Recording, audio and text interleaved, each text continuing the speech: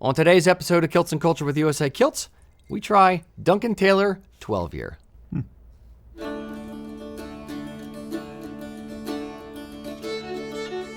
The history of the Gallic lands is one of struggle, punctuated by moments of sheer brilliance. Tartan is Scotland's gift to the world, and it is your personal heritage story. Howdy, boys and girls. Welcome to Kilts and Culture. I'm Rocky. This mime is Erik. You can still say hi now. All right. Today, special treat, we have, from our good friend Brian Taylor, the Duncan Taylor 12-year blended whiskey. Blended Scotch whiskey. They apparently do other years too. Good go to up know. to like 24 or something like that. But 24 or something. All right. Mac, why don't you come over and collect and tell us the tartan that you're wearing today. then, Brian, we want to acknowledge that you're very droll and give us a Scotch that has your last name. Exactly. Well played, sir. Indeed, indeed. So what you got on today there, Mac? I got Wallace Wallace hunting muted. Very nice. On today. Very pretty. That was a good one. All right. And Erik, what do you have on? I'm wearing Spork. Spark? I'm wearing Spark. Lovely tartan, lovely tartan. And I like it. I have on the Nordic Heritage tartan. Skull. I haven't worn it for a few days, so figure pop this one, or a few weeks, so pop this out of the closet. All right, so, and you'll notice, this is weird product placement. We finally got a proper pipette, or pipette, I don't know how to say it, don't care, and a black one of these things. Ba-ching, ba-ching. Where's the light? Trying to make it There you reflect. go. Whoop, there, up, back towards me. I can't do it. Towards you now. Yeah, there you go. Bam, bam, okay. Yes, one of those things. So, if we have water, we need called to a drop flight in tray. there. Flight tray, yeah. it's a spaceship. All right. Yes, we have those on the website. They changed it from the wooden one to this one, so now we have to do this one. So Le pipette. yes, the tiny water dropper thingamajigger. All right, so Mac, Yes. enough frivolity. What do we have for the tasting notes over now? Well, for our lovely Duncan Taylor 12-year-old blended Scotch whiskey, it is a style that is spicy and complex.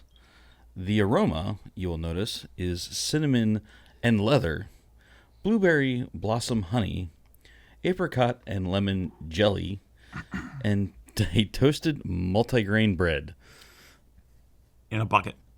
Yeah, So a little bit of this and some of that. A little bit of this, a little bit of that. you can get with this, or you can get with that. I get the spicy cinnamony. I get a little sweetness. It smells spicy. I don't know if it can smell spicy, but it does to me. I get the lemon and honey. Yeah. Before you said anything, I was getting more just an apricot, just a general fruitiness, and a little bit of the cinnamon. But So they're saying for the flavor, it's the same as the aromas. So everything I just said, they're also saying is the flavor It's definitely sweet. how convenient. with accents of apricot, stone fruit, and cereal. Because who doesn't love cereal in their whiskey? That's how I have mine every morning. They- Just big bowl of Lucky Charms. Pour in a bottle of whiskey. Second use, not first use. Second use, English breakfast tea bag. What? What? Who Yes. uses a tea bag more than once? I do. When I'm poor. Fair. College students, yes. And what was the herbs that I said earlier that I couldn't pronounce right? The Herbs de Provence. Yes. Herbs There's also so we Providence, Rhode Island. got some fruit, we got some cereal, and we got some herbs. I get the sweet, I get the apricotiness, I get the honey-ish. So,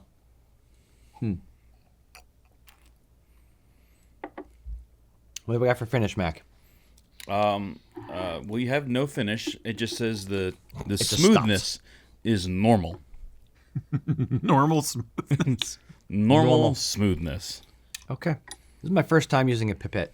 Is it pipette or pipette? Tell me in the comments. Is it pipe, like capital, or like a long I, or is it pip, short I? So, boop. Erik? Pipette? Thanks, I don't. Okay. No, I've never used one of these before. And not used Oh, sorry. I had to use my water too. I see how it is. Yes, because I decant my water into something nice. So, okay. Oh, yes. Yes, indeed. Quite. getting all fancy with it. Mac. So, how are you feeling about the Duncan Taylor, the Brian Taylor's whiskey? It is very sweet. Mm-hmm. Yes. Score 1 to 10. What do you think?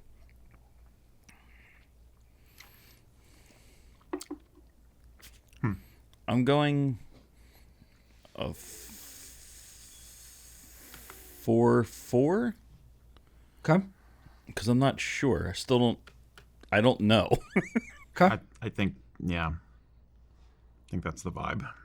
It's a little spicier than I like, I think. I don't mind. I don't mind the spice. After the water, I was picking up a little bit more of some vanilla notes after watering. But you want my score? Sure. I'm gonna do like a 4-3 because I mean, it's just there. It tastes very generic. It's not offensive to me or anything. It just doesn't have a lot of character, generally speaking. With the water, I'm getting more metallic-y, like sides of the mouth a little bit more in the finish. So I'm going to go, I'm right in the same boat as you two. I'm going to say 4.6. I'm going to go 4.6 on it. So slightly below, but not horrible, but I wouldn't pick it. I'd say this wouldn't be a bad one if you're trying to. This is an intro Scotch. If you're trying to have somebody over who's never had Scotch before, this might be an okay candidate for that exercise. But this is kind of meh. For that, I would try to do something a little bit smoother and less peppery, maybe. It's not as smooth as they want us to believe. Indeed. Okay. So that's our score for the Duncan Taylor whiskey. All right. Boys and girls, as always, we're here but your humble servants to answer whatever questions you have, kilts and or culture related. So load those in the comments. And Erik, what do we have from our preloaded questions? I got your question right here, buddy. Yeah, pal. I can read.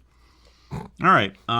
This question comes from Reddit, which, by the way, Kilts and Culture now has a presence on Reddit. We have a subreddit for Kilts and Culture and also for USA Kilts Official. And we have fancy graphics, too. Yeah. Super cool. Good job, Jordan. Loon asked us, what's the deal with kilt pins? I've been looking for a nice kilt pin, and it seems that about 95% of the designs I find are swords or sword-based. Is there a traditional or historical reason for this? Why are kilt pins always sword-shaped? Always sword-shaped.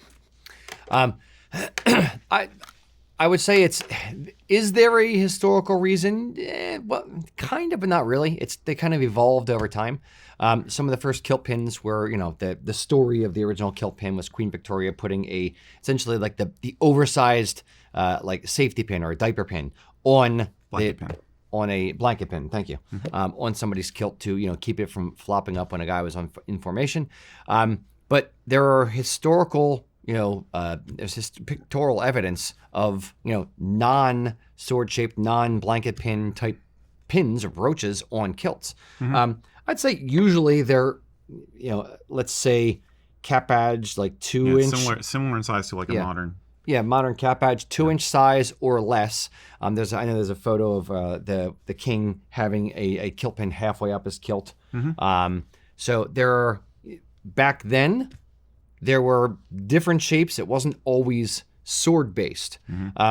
Did you discover anything on when the sword shape started to come into effect? I really get the impression that it's more of a 20th century thing. Another example or another style you see a lot in the 19th century to turn of the century period is things which are set with a lot of semi-precious stones. And very often they're in the shape of like a thistle or maybe a dirk. Basically some shape that it's still elongated, but it kind of emphasizes that it's a shape that works with the stones, because you can't make a sword that's made out of globules of stones, you know what I mean? But what seems to have happened is that you did want to have a shape that allowed you to have a nice long pin closure. So vertical was just more effective for that, more useful. And the only clue I have at the moment is that the sword thing came in because it was an easy design to create and became popular with makers in the early to mid 20th century because it was relatively easy to cast, assuming you're not setting stones in it. And what guy doesn't like swords? Exactly. It was an easy sell. Yeah. Yeah. I would say another, using the jewel thing, going back, something just occurred to me is a lot of the original kilt pins were grouse feet. So you had the stone up top, and grouse foot on the bottom kind of thing. So there's a lot of, there are actually a lot of non-sword shaped pins. The diaper pin or the blanket pin is essentially sword shaped. It's tall and skinny. And that was kind of the OG pin to some degree. But nowadays, I think it's kind of, if you think about it through time, I think it's kind of having a bit of an hourglass moment where originally kilt pins were round as well as sword shaped, as well as grouse foot shaped because they were grouse feet, all kinds of different things, or just they're an embellishment on the lower front apron of the kilt. And then over, let's say, mid 1900s, they kind of like standardized for the most part on sword shaped, or a lot of the other stuff kind of went away. They mostly went to sword shaped. But now in the Renaissance, or the whatever, the you can say Renaissance. Yeah, Renaissance. I like Renaissance. Yeah. Sure. The Renaissance of kilts that we're kind of experiencing now from the mid 1990s through the 2020s, I'd say there's a lot more shapes other than just sword. Those are still bog standard popular shapes, but you're starting to see some people do their own brooches that mean something to them as their kilt pin. We've designed a bunch of pins that have that Fenrir kilt pin that we have a whole zoomorphic thing that we're trying to play around with. Spoilers. We have the guys from the Book of Kells. It's not swords, they're carrying weapons, warrior guys. Warrior guys. So there's a lot of pins that aren't necessarily sword, but that is still probably the most popular. But as you get into nerd culture, so to speak, and guys want to add their own little flair, their own little embellishment in the jewelry that you put on the kilt, I'd say that's one place where it's kind of, in my estimation, a little bit more understandable, acceptable, if you will, to play around with it, because it's just a bit of bling for the front of your kilt.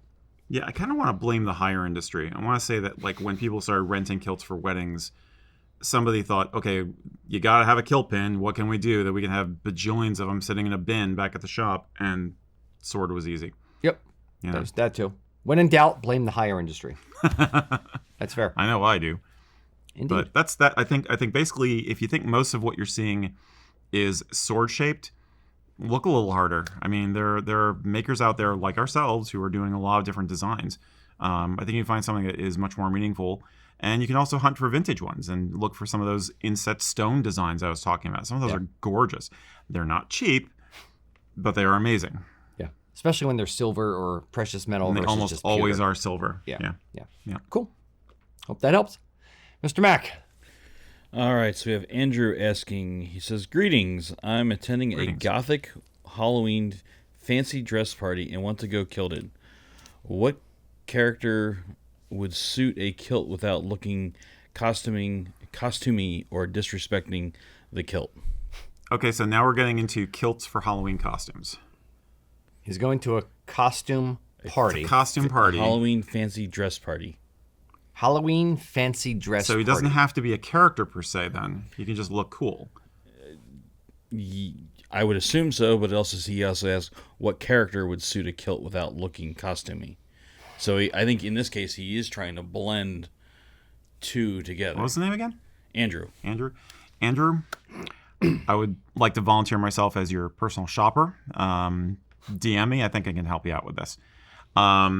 I think it depends on whether is the party basically a gothy party like Dracula's Ball, like a dance party, or is it an actual regular Halloween party where people are dressing up as characters? Like, are you going to be there in your gothic finery with somebody dressed like a candy bar?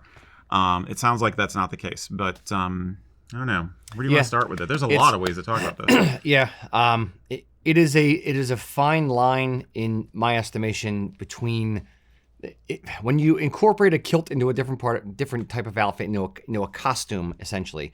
It's a fine line between incorporating your heritage into this other hobby or this other thing, or becoming a caricature. So the easy thing to say is, if you are trying to replicate or whatever a particular person. So using a non-Gothic example, if I was going to be a kilted wrestler, if I was going to be Rowdy Roddy Piper and wear the hot rod shirt and have on my red kilt and my, my high go-go boots for, to look like wrestler boots, then sure, that makes sense because I'm replicating a particular person. If I'm saying that I'm going to be Jamie Fraser from Outlander and wear, French riding boots or whatever he's wearing, plus kilt, plus X, Y, and Z, and that is my costume and I'm emulating a particular person, it's a little bit more acceptable in my mind because you're not just, hey, I'm generic Scotsman number 6, and I'm going to be wearing my kilt and this, patch of fur cloth that I'm going to call a sporran and wear my See Ya Jimmy hat and da-da-da-da-da. Yeah. So it's a balance. How do you do that with gothic type stuff for a particular character? Here's the thing. I would separate it out. I would either go make a gothic outfit that incorporates a kilt that just looks dead sexy. I mean, the bottom line with gothic fashion is a dark romantic vibe. So don't worry about a character, just look incredibly elegant and sexy. Think vampire, but don't necessarily be a vampire.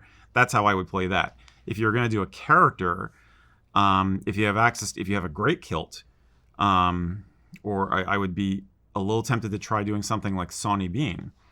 I mean, that's kind of like the ultimate human Scottish monster from history. And so you get together a kind of a 18th century vibe outfit and make yourself look gaunt, and like you just finished eating people a leg, then I would go with Sawney Bean. That'd be my answer for that.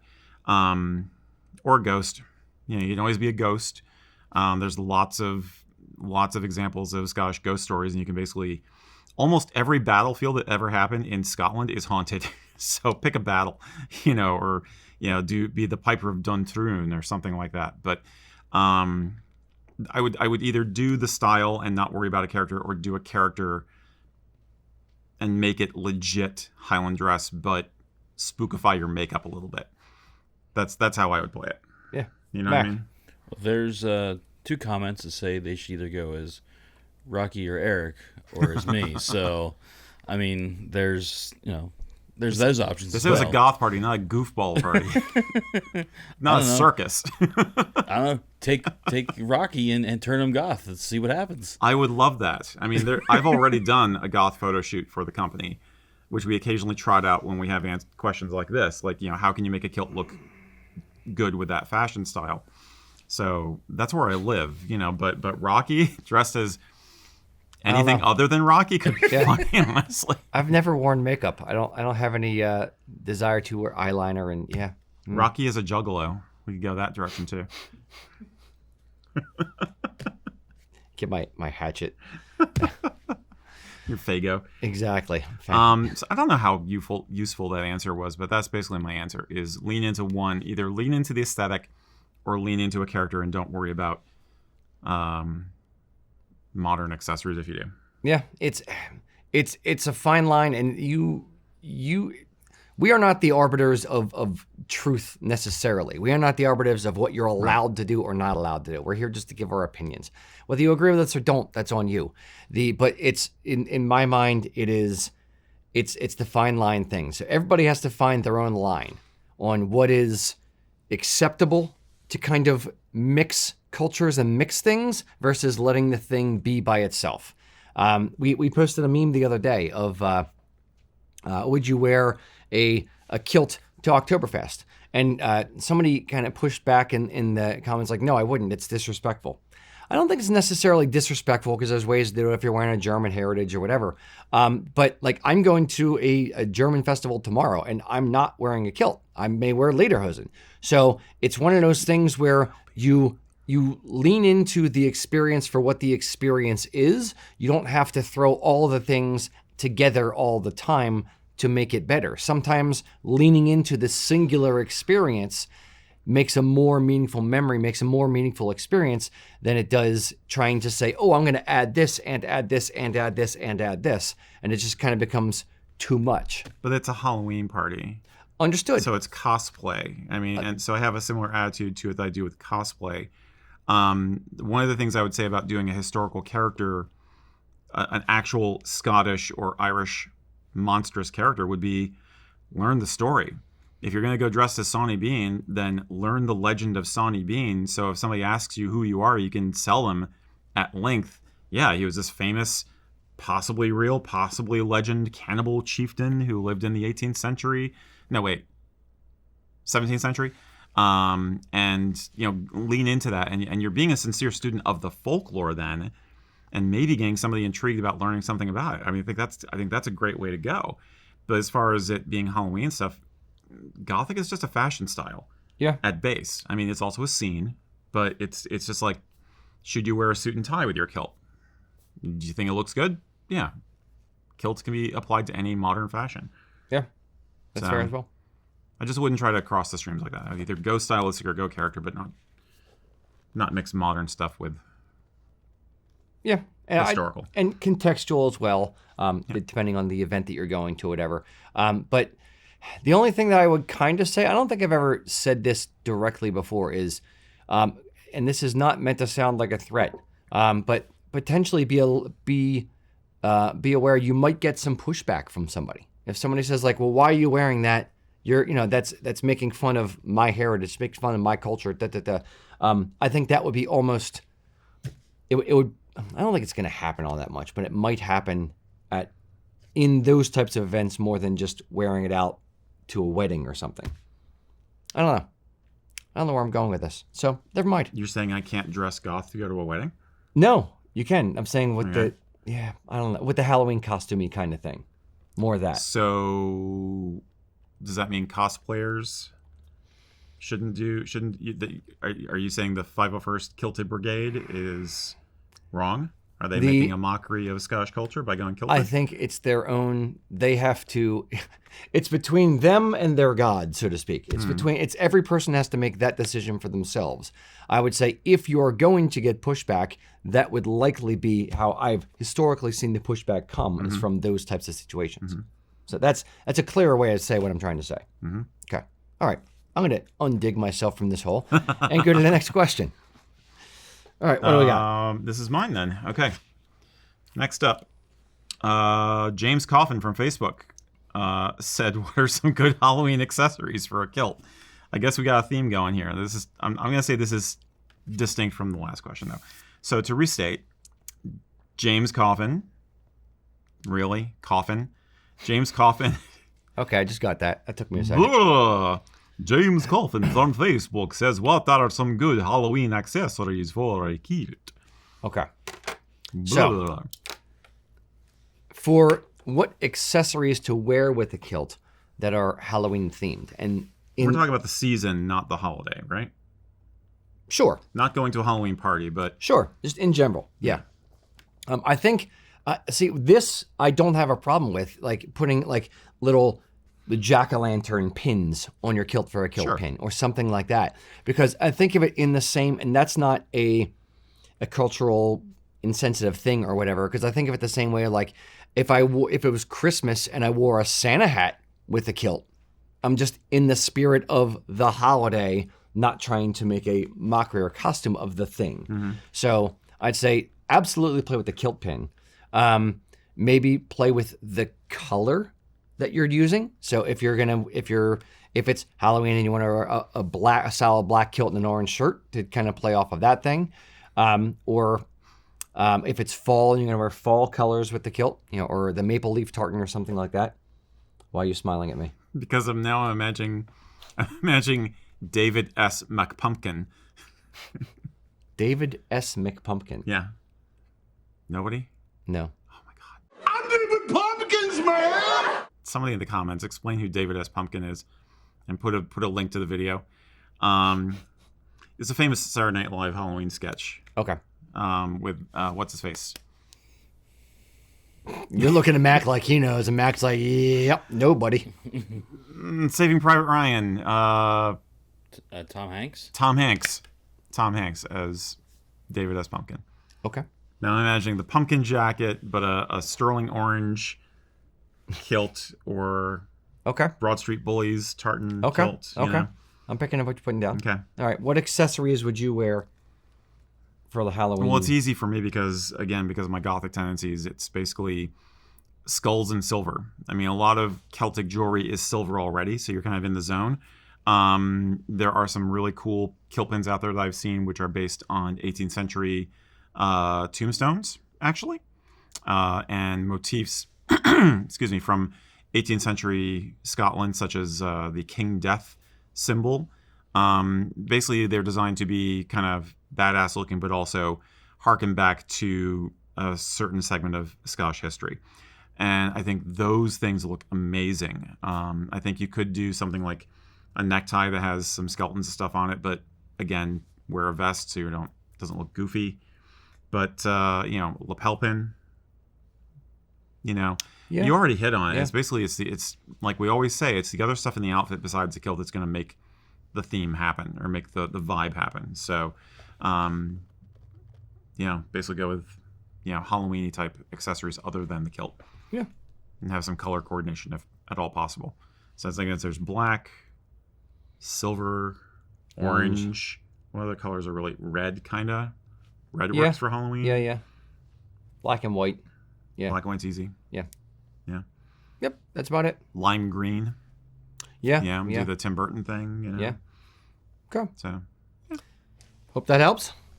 Mr. Mack, do we have any non-Halloween related questions? So you are getting quite a bit, and I just had an image of a pumpkin spice, like kilt pin that has like the scent on it, so you just smell pumpkin spice. Like a nosegay of pumpkin spice. Mm-hmm.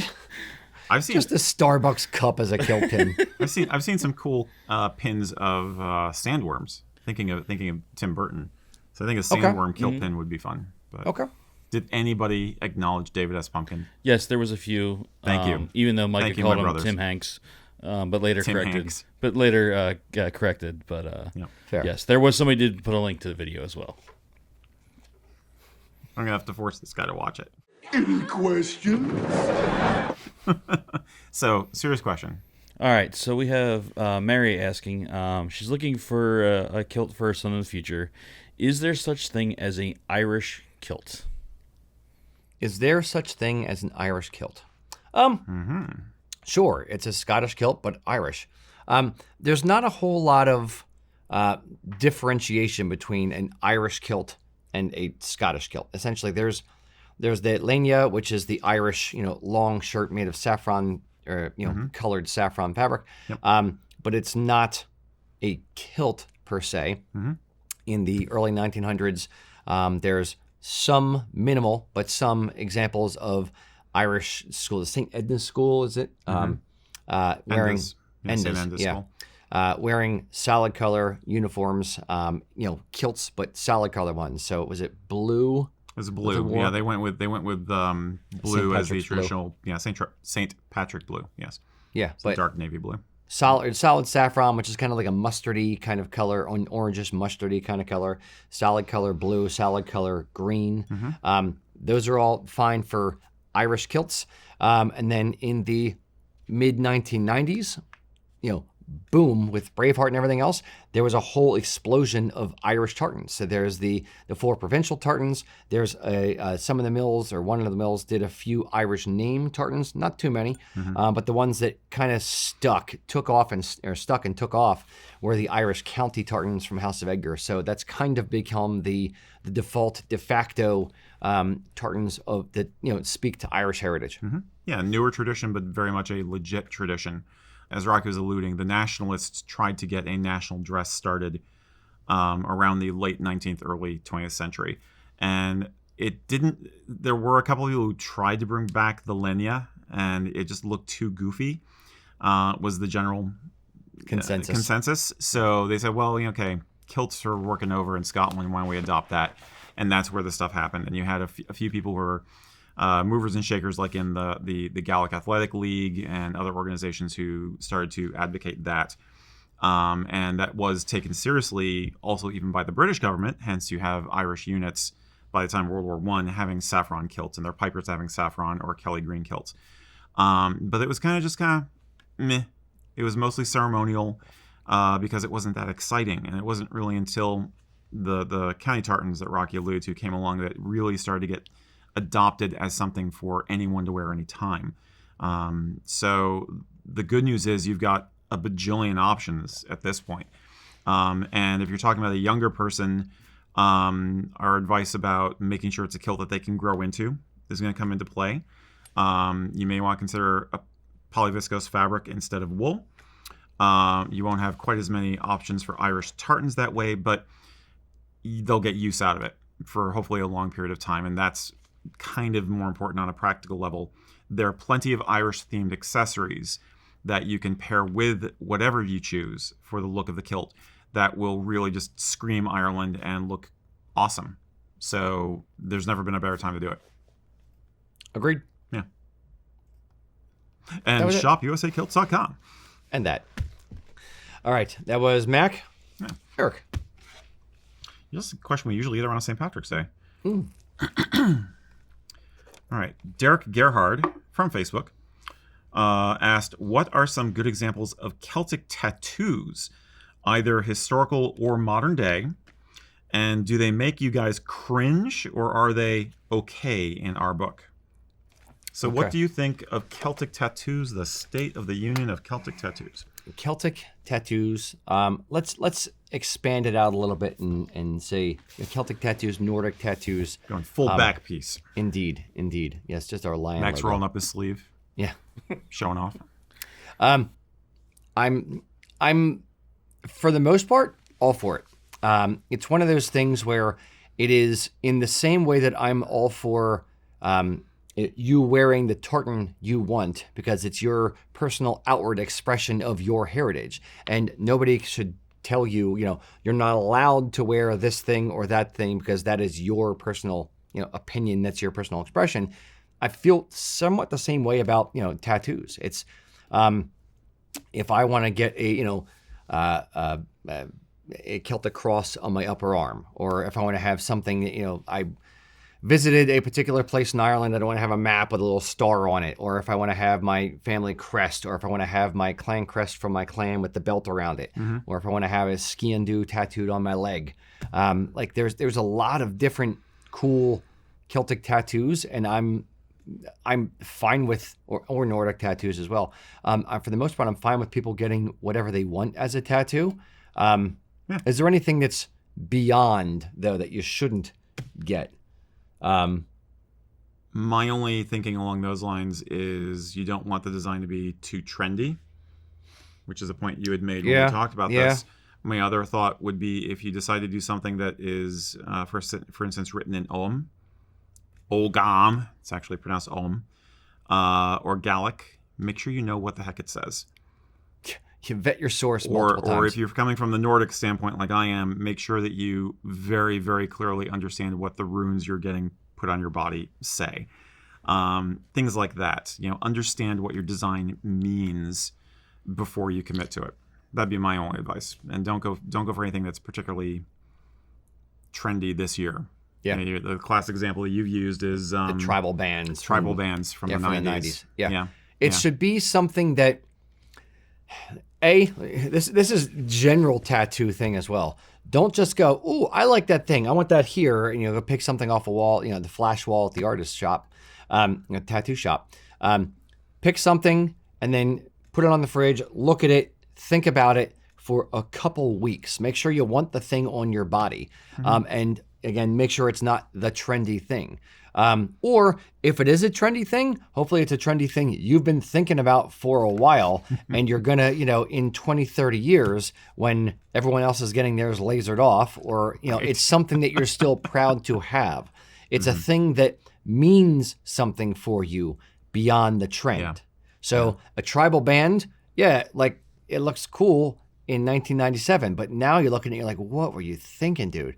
Because it's just, black barbed lines going around your arm. So I'd say, make sure it actually means something, and there's something there other than it was just a cool thing I saw once and decided to put it on my arm. You don't want to be, I'll put it this way, you don't want to be embarrassed explaining why you picked it to someone. And yet, I know from people who are Inkaholics, sometimes they'll say that they don't have regrets because, hey, it was trendy then, but it represents who I was at that time. So it's part of my personal history. Yes. You know what I mean? This is the caveat I will give it. Good point. Yeah. This is the caveat I will give it. if it is your first or one of like 2 or 3 tattoos you plan on having and stopping, make sure it's not trendy. If you're getting a full sleeve and this one thing is incorporated into the full sleeve and your back piece and the chest piece, and but this one element is trendy, then cool. You have other things to talk about other than this one freaking design on your arm. Right. So I think and if you're serious about this, you should be working with an artist closely and coming up with design over time before they ever even pick up the needle. That's the journey. Right. I mean, those of you who have tattoos, you know this. I mean, it's basically it's a evolution of the design and an experience because you're talking potentially spending hundreds and hundreds of dollars and hours in the chair to get something that's really amazing. So yeah, work with an artist that you're going to have for the rest of your life. Yeah. I mean, in defense of Flash, I do have a friend who goes to a metal punk show in Florida every year called Fest. And he's gotten a Flash tattoo every year he goes, and it's just his history of going to the event. And it's stupid little cartoon Flash things. You know, like he's got one of like Bender the robot smoking a cigar. You know, it's stupid shit. But the point is, that's part of the vibe of the event, and it's his, again, personal history record of going and enjoying it every year. This is my sleeve of stupid shit. A lot of people are into Flash these days. I get it. Especially people who don't have much of a budget. Yeah. You know? No. So there is something to be said for Flash. And I'm not saying that Bender is a bad idea. If you love Futurama, if you have a particular love for a show, I'm not throwing shade on you for that. Like, that's fine because it means something to you and you enjoy it that much. You want to put it on your body. We had a guy at one point in our history, we did before our logo was this. We had Celtic lions on a shirt, like in the upper chest of the shirt. And it had like zoomorphic body between them, and then lion head here and lion head there. And a guy got a full chest tattoo of that design, and I was just like, "Wow, dude, that's freaking commitment." Yeah. So I'd say, yes, it just should mean something to you, or you work with an artist who means something to you, and you're telling them your story and letting them kind of create the thing. If you have the mindset of I am the canvas and I want this artist to do this thing and work with them on a story, that'd be awesome. Like if I got a tattoo, if I got more tattoos, I'd probably get something from like Doug at Celtic Hammer Club. Right. If you're looking for a great Nordic Celtic type artist, check out Celtic Hammer Club. Doug is an awesome individual as well as an amazing artist. Yep. And he designs tattoos for people. But there are a lot of really, really cool tattoo artists that will draw their own stuff, or they'll take somebody else's design and put it on you. Now, what do you think of tartan in tattoos? I've seen it done really well and seen it done really badly. Tartan as a tattoo, I would say 95% of the time is done horribly. Mm-hmm. I've seen it done well. Yeah. Like once, maybe twice. And it's not a sliding scale of like, well, half the time it's okay and nope, it's either great or it sucks. So there is no in between with trying to do tartan as a tattoo design. It's either good or it's bad. So, and that's with like a lot of A's, and it's bad. So you're not gonna get a kilt tattooed around like your. I don't want the sporran tattooed. No tattoos in this area. No needles in that area. You know what I would say a compromise would be? I mean, there's lots of cool tattoos out there. There are clan crests and stuff like that, or mottos. Yeah. Maybe you try and incorporate the colors of the tartan into a design like that rather than the actual tartan itself. You know what I mean? So it's kind of complimentary or a nod to, you know what I mean? Yeah.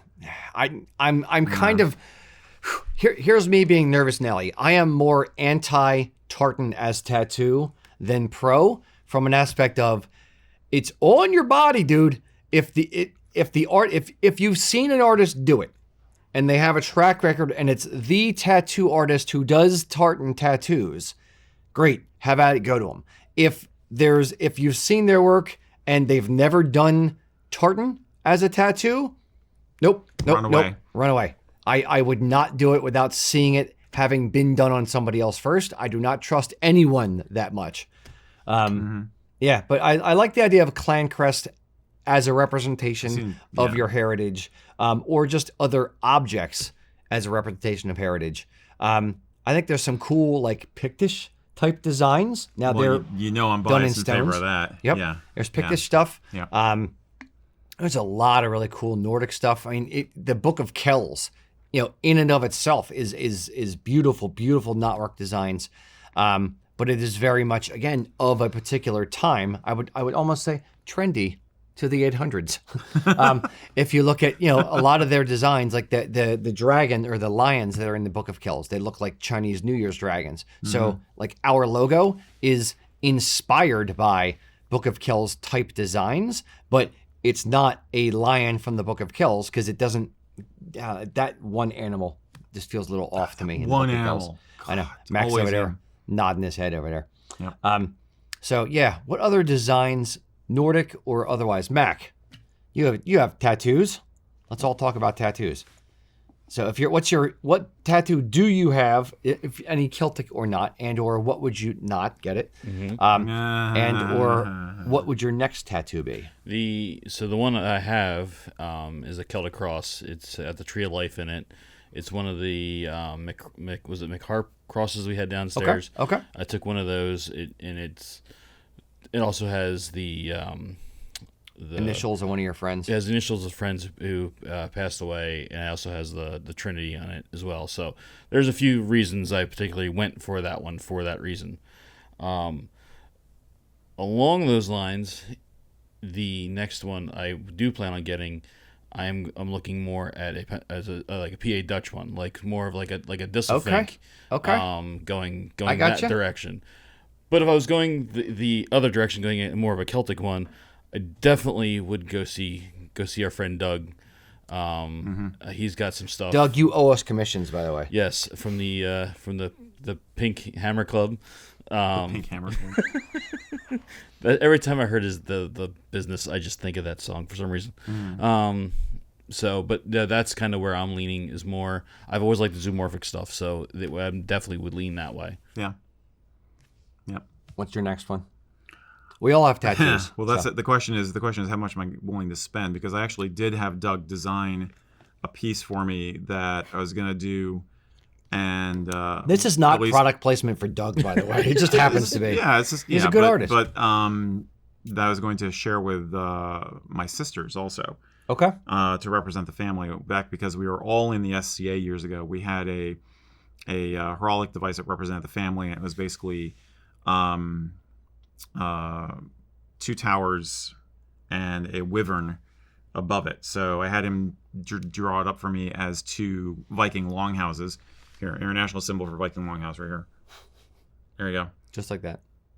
So two of those, and then this wyvern done in Nordic Celtic knotwork floating above it. And I was going to get that. Okay. Back piece is what it really should be, but that'd be a little much for a back piece. Yeah. But it's got to be a lot of detail. It's that's why I haven't done it yet. I haven't pulled the trigger because Yeah. Now mine, we're doing some cool zoomorphic stuff with Doug. Again, spoilers. Yeah. And one of the things we did with him, we actually shot a video in my office a few days ago for some products that are coming out soon. And we got one of the designs, and I was just like, that needs to be an arm tattoo. I don't know. There's a lot of cool stuff coming out. If you get that tattooed on yourself, we are totally filming it. Sure. That is content. Yeah. 100%. That's fine. Okay. We have several artists in the area that I could recommend also. Yeah, I know. My artist is up in Massachusetts. That's my only problem. My guy. No, we got. So I got to find somebody local. Here. Yeah. No. I recognize there are good artists elsewhere. Like my friend Frank is over in Doylestown, but he's more like trad style. He's not, Right. Artists have different, things that they specialize in. So I'd want someone who specializes in particular things. So okay, that's a very, very long answer for a very short question. But yes, that's a fun topic. We need more tattoos of Celtic Nordic stuff. Agreed. Should Rocky get a full sleeve tattoo? And should it be color or black and white? Let me know. All right. Who was that? That was you. That was me. Mac. All right. So we have Mad Pup 1 UK asking a question. Would a belt pouch be acceptable on an Argyll outfit for extra storage space for a wedding? He is a guest. Jacket or just the vest? Yeah, he said Argyll, so I'm assuming jacket. I'm hoping. Would it be acceptable? Sure. Like who's gonna say anything to you? Nobody. My only concern is that it's gonna create a lump in the jacket depending on how much storage you need. So Yeah. I'd say yes, it's fine. Yes, if you have a sporran that's a little bit smaller maybe, and you need to carry other things with you. Your phone doesn't fit in there because you have a big phone. Sure, wear a belt pouch. I'd do it. Yeah, I was going to say, I'm assuming that there's still a sporran in the mix here. You're not doing a belt pouch instead of a sporran. That'd be a whole nother question. I don't know if I would. Yeah, I don't know about that. But if you're talking just a practical belt pouch, then something you have towards the small of your back or, subtle off the side, assuming you keep your jacket on, then probably okay. I'll point something else out. A couple things. One, how much do you actually need to bring to a wedding? I mean, you're not bringing a camelback as well as a flask, as well as this, as well as that, and like you're not bringing a full backpack worth of stuff. You need what? Your keys. You need your wallet or some cash. And you need your phone. You don't really need anything else. Maybe a flask, maybe. So what I would say, because it's a wedding. So what I would say is this: maybe you don't need a belt pouch. If you're wearing a jacket, you have inside pockets to the jacket, especially if there's a pocket on both sides. And let's say you're carrying a phone, you have a thick ass wallet. You have it's the George Costanza of wallets. Insert Seinfeld reference here. And a wallet for your money. So you have a thick wallet. You have keys and like a janitor's key ring, and that's all you can fit in your sporran. And you need to still have your phone, and you still need to have a flask. I'd say, flask in one side of the jacket, phone in the other side, and the other stuff in the sporran. You don't really need your belt pouch. But I'm much more of a minimalist when I travel out. I have I have my car key separate from all my other keys, so I can, if I have to go somewhere, you just have a car key, and that's all I need to travel with. I have my credit cards on my phone, so I don't even have to carry a wallet if I don't want to. Right. And that's it. Just key and phone. So I'm 100% minimalist minded. You minimalist? Pretty or much. No? I'm not as minimalist as I would like, but I also don't mind having an ancillary container for stuff that I keep in the car or in the coat room or something like that. I mean, I'm concerned that he's trying to suggest, or he's considering like using a belt pouch instead of a sporran. And while technically you do not have to wear a sporran with a kilt, most people think it looks kind of odd if you don't. I don't know how a belt pouch would be a good substitute for a sporran. It's not. Maybe he wants the belt pouch because he is planning on filming the wedding. He's got a huge phone, and it's exactly what you said. And he needs like battery packs or memory cards or something, and he's going loaded for bear because he's going to film the thing. Yeah, I mean, honestly, try it on at home and make sure it doesn't look stupid.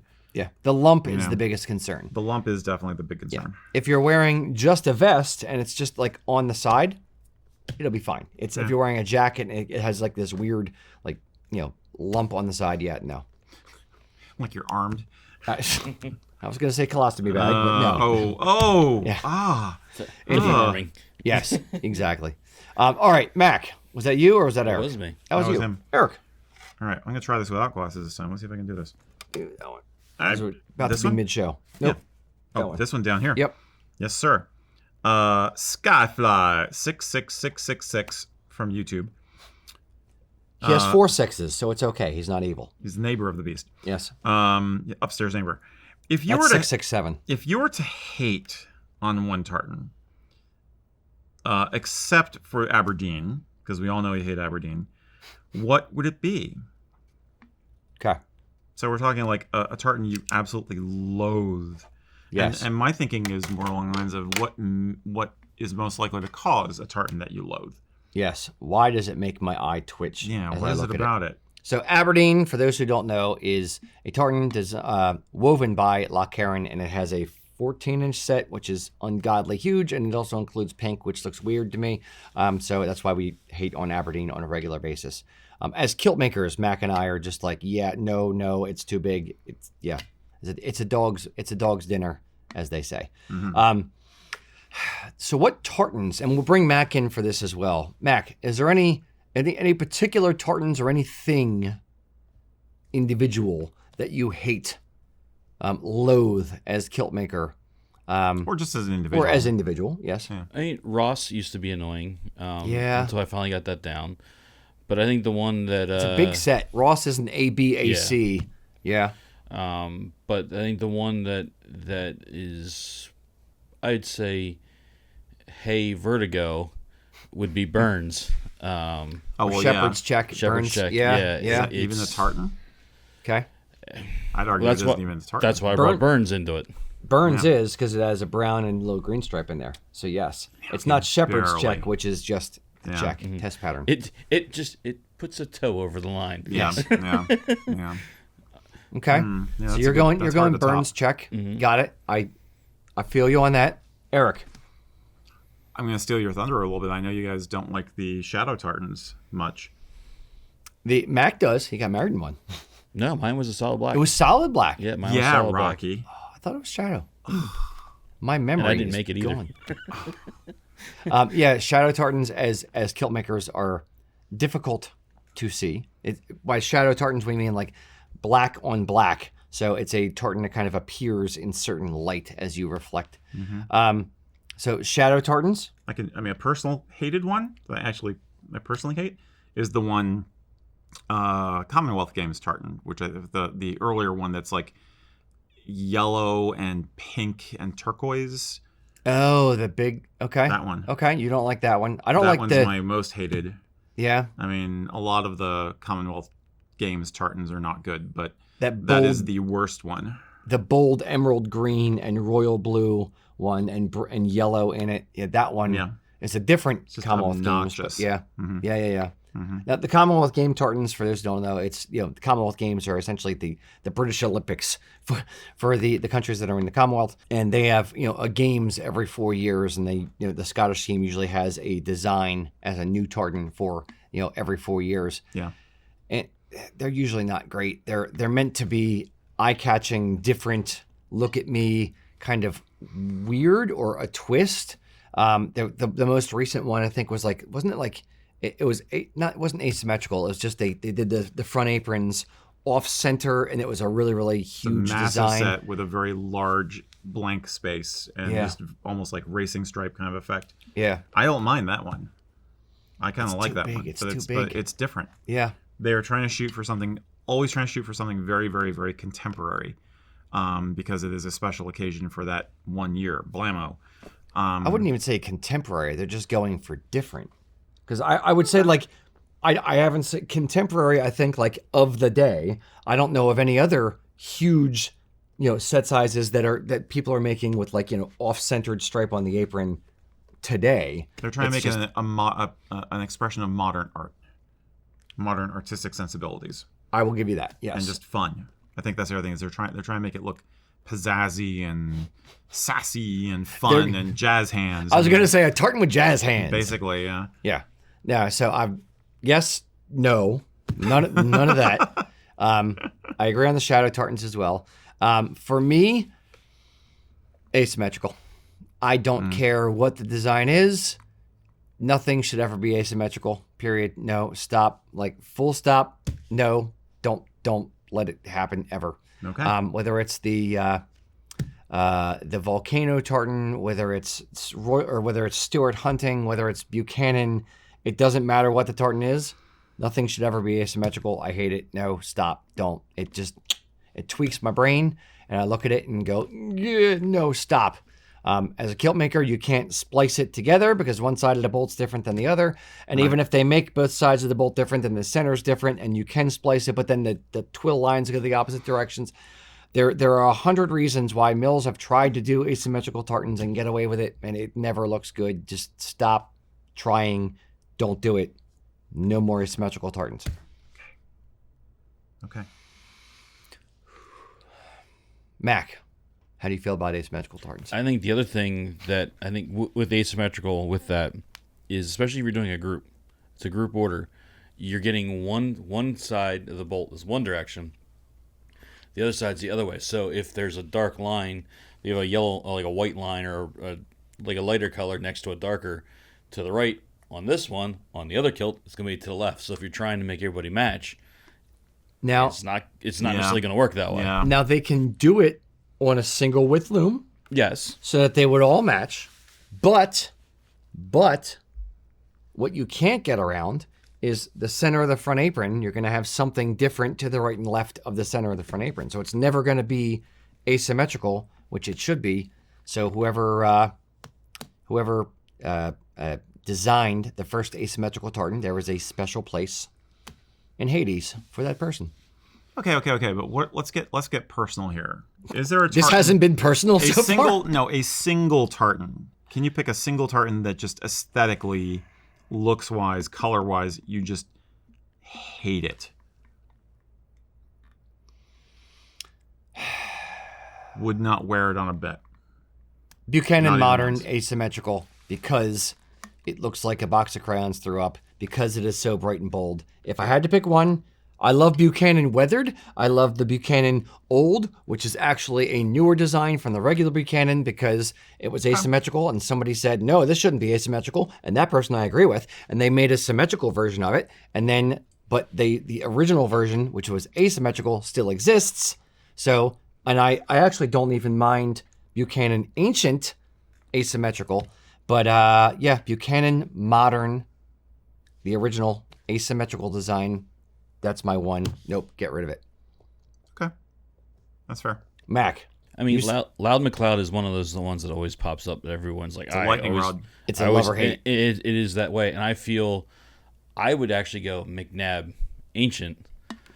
That is a lot of red, a lot of orange, and a mint green in there. Like Yeah. it's kind of a weird color palette. It's not is. standard ancient or standard modern. It started off weird and ends up weirder. Yeah, it's not. It's feel very ya. jarring. I feel you. What's your one? Nordic Heritage. That's the one he hates. Are you ready? Go ahead. Italian American. That's fair. Only an idiot would have designed that tartan. Erik is poking at me, which is fine. It's legit though. I also hate it. Yeah. No, there was an Italian national tartan, Yeah. and a customer, Tony LaCalzi, was it?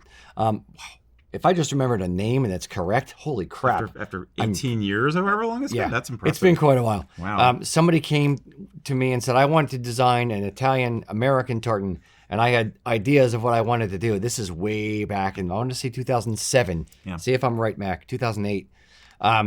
And he gave me his input for the design, and I'm like, I don't like this. And he made me register it. And I was like, I had to register a design. I didn't like the finished product. He was the customer. He got what he wanted, but don't love it. Nothing wrong with Italians. Nothing wrong with Italians. American. Nothing wrong with Italian Americans. I have relatives. To be sure. It's awesome. They're half Gaelic, half garlic. It's fine. It's the problem was that the design was just too on the nose. I noticed you said Italians ridiculous. and you started talking with your hand.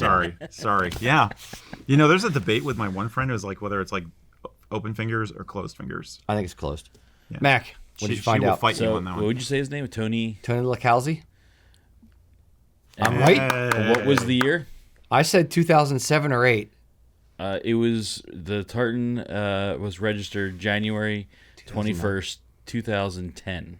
Oh. Sorry. Okay. My memory only goes so far. I'm surprised I remember what I had for breakfast today. But you did get the name right. Look at me. It Look at exists. me. All right. So I'd be curious to see if somebody could design a handsome looking Italian American tartan. Well, they can't because it's already registered. No. Italian American Just- number I 2. don't care about the registry. I don't care about any of that. Just Okay. I'd be interested to see a cool looking Okay. Italian tartan. And I want to know, what is your hated tartan? That is the question of the day. Freaking Johnny on the spot Jordan over there. So, what is your least favorite tartan? Or go a different way with it. What's the most overrated tartan?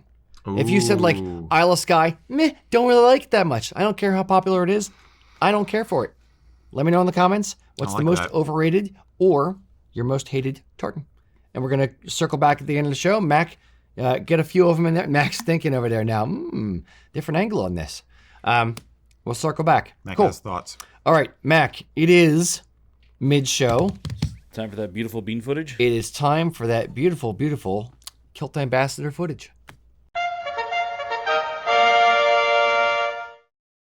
Hey guys, our ambassador today, Rick Peralta, is a man who embodies passion, heritage, and dedication not only to his profession, but to his community also.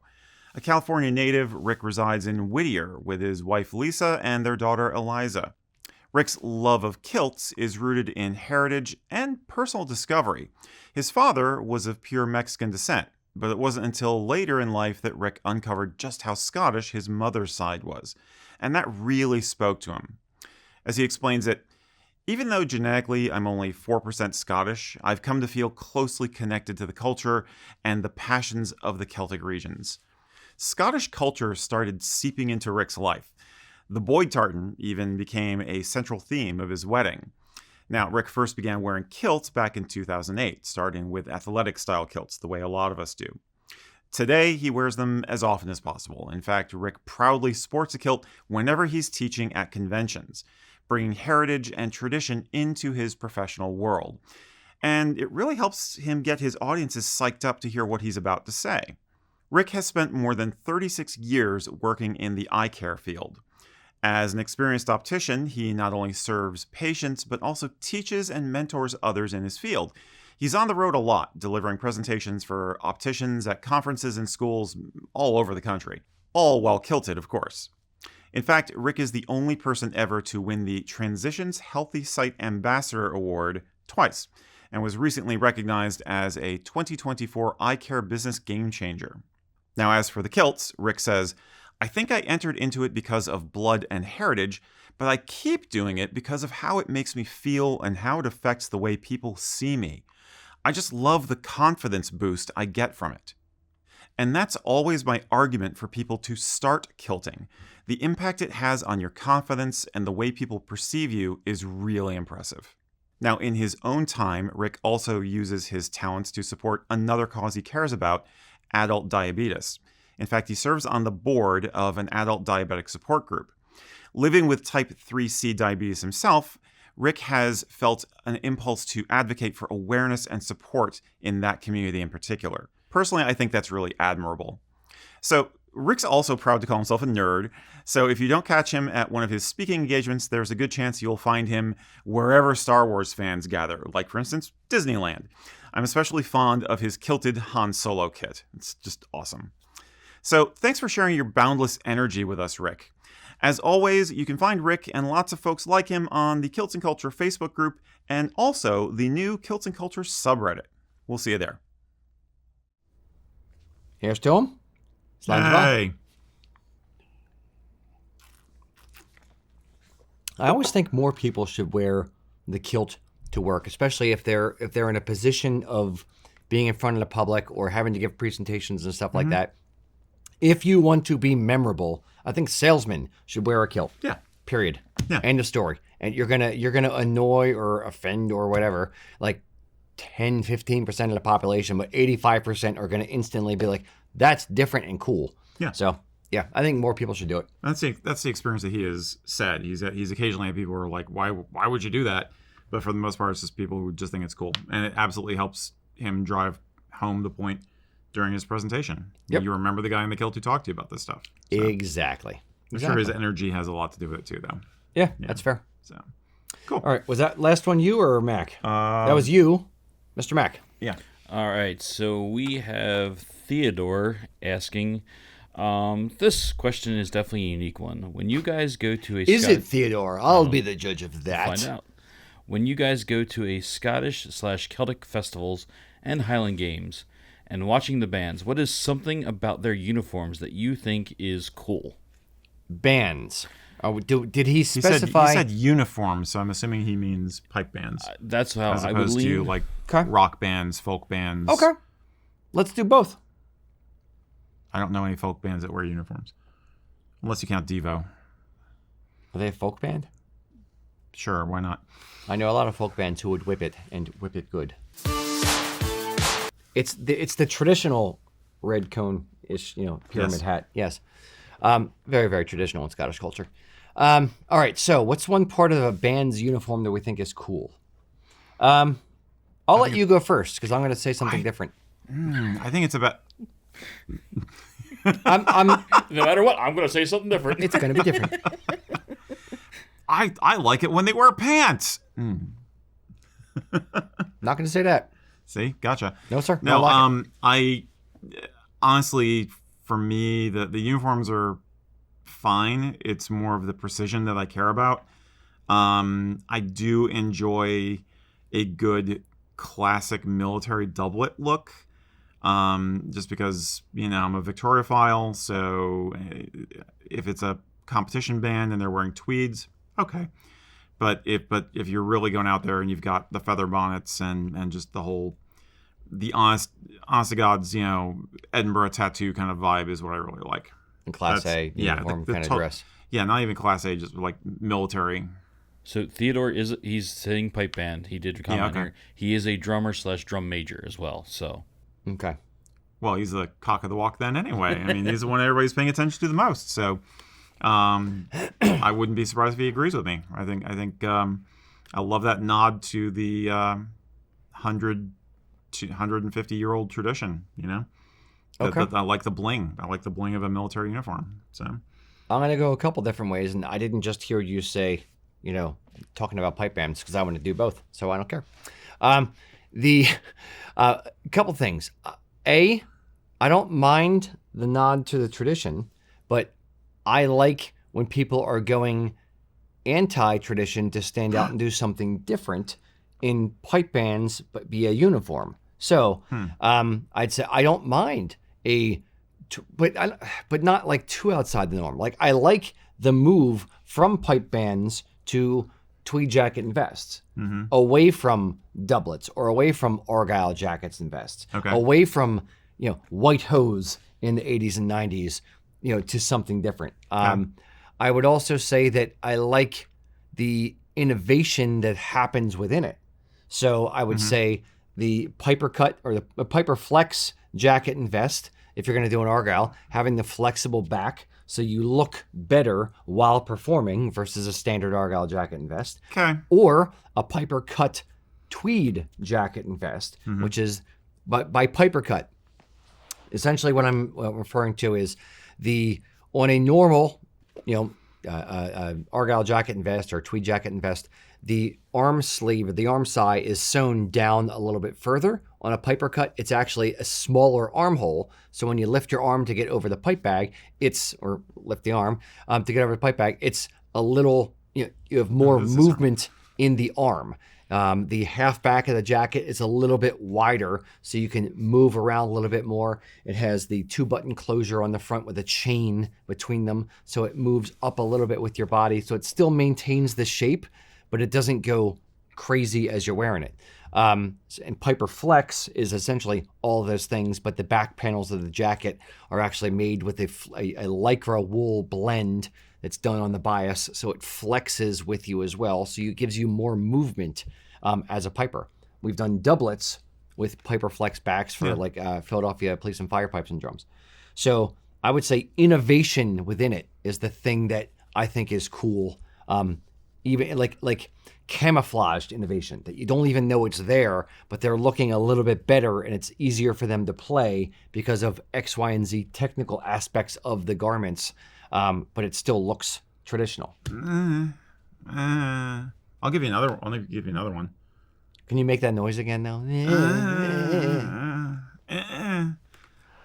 Okay. I would love to see a band kitted out in foreign service helmets. Go with the pith helmet and the khakis. That would be cool. I'm not sure if anybody does it, but seeing how you just went that way, there's a lot of comments that are coming in. I'd say a lot. There's a few comments that are coming in of how they're saying millions. That it's usually 100 degrees by the end of August, and they're having to march in these hot. So they're almost saying there almost needs to be two looks: a cool weather and a warm weather look. A lot of bands do that though. They'll go with like a military shirt for hot weather. I know a lot of bands in the Southwest do that. We were at Celtic Classic this past weekend. I had on with my Back to Nature kilt. I had on my tan like pilot shirt from Columbia or whatever it is with the rolled up sleeves. And somebody the Mackay Pipe Band up in Allentown. Lee Everett. Yeah, his wife came over and said, "I love that shirt. You should tell Lee to get that for the band." And I was just like, I never thought about that. It's like a performance fabric shirt, so it's like it breathes in the summer to like wicks sweat away from you. I'm like, that actually is brilliant for a band to do something like that. I've never heard. Maybe they do. We just don't sell those shirts. Yeah, I'm surprised you don't see more of it around here. But like I said, I've seen photos of bands from like the Southwest that do the. It's a desert thing, khaki is the way to go. But, Interesting. Mac, do you have any things that you like to see on the bands or don't like to see on the bands? See, I lean more towards where Eric's at, the more traditional style. You want to see the piper's blades and the big drum mace or the big pipe Yeah, but I mace? don't want to make the piper's blades, though. That's fair. That's fair. Let's separate your personal life from your professional life here. If someone else was making it, Yeah, then it would be all about that'd be great. What I would really like to see is true fitting spats. That is what I would really like to see. Yes. Is spats that actually fit properly. I agree. Okay. I agree. I'm gonna throw a curveball. How about a band in trews? I think it's been done. I know it's been done. Yeah. Would we like to see it or not? I wouldn't mind. But I'm also I've really enjoyed some of the uniforms that bands from other parts of the Commonwealth have done. Like there are some pipe bands from from Arabic countries, India, from Southeast Asia, or Pakistan, from India, whatever, where they've combined different elements, and occasionally there's some traditional Scottish influence stuff because of the heritage of the band and the fact that it's a bagpipe band, with elements from their native culture, and they look amazing. And sometimes they're using trousers or trews or something instead of a kilt also, and it's just like it's the bling is fantastic. I mean, you're on parade. Look like you're on parade. Okay. This is about inspiring people. All right. Left turn. Not asking the question. I'm going to ask it anyway.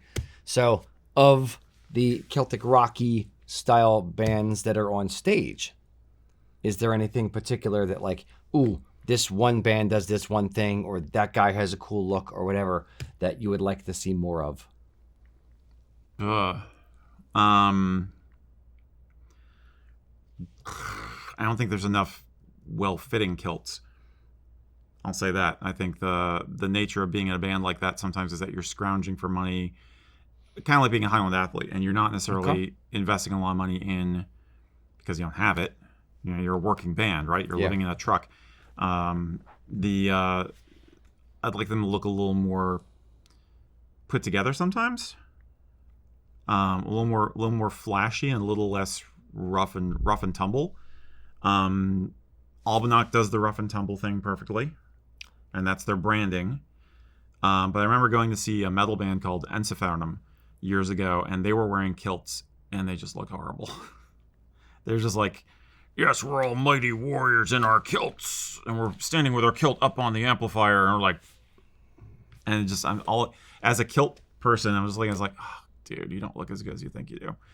So I think that's the. Yeah, I agree with you. There was a band, and I'm not naming them on purpose, that we all went to see at Sellersville Theater, and I love the band. I remember that. But they all had on, like, for the most part, the singer didn't, but the most of the band had on like Pakistani cheap kilts, and this is a touring international band that tours international, oddly enough. And I was just like, I wish they had better kilts. Not even like super expensive. They just looked a bit better. But this particular band is very much in the punk rock part of the spectrum. So. Understood, but I still want to see like better quality kilts, just punk rocked. So, yeah. Well, of course, I'd like to see somebody do the gothic vibe. I mean, if you're gonna do Rammstein in kilts. Rammstein, well, they're just freaking insane. They just do all kinds of weird costumes. But I'm thinking more something like a folk metal band or more of a gothy band, but do a kilted look, but with the black and the silver and the the more romantic vibe to it. I think that would be cool. Okay. Okay. Indeed. Yeah. So that's our take on bands and kilts and stuff. So, cheers. Bring out the All Foreign Service helmets. That's what I say. No. Why Flat not? caps for everyone. No. Balderdash. Poppycock. Hobbycock, I say. Foreign Service helmet is actually a pretty fascinating invention. It's a very effective piece of a kit, actually. Doesn't get the love it deserves. Anyway, Colton Cunningham from Facebook said this. He said, I will be presenting at a company culture event called Teach Us Tuesday, where we have the opportunity to present a short 15-minute presentation on any topic we find interesting. I, of course, chose tartan.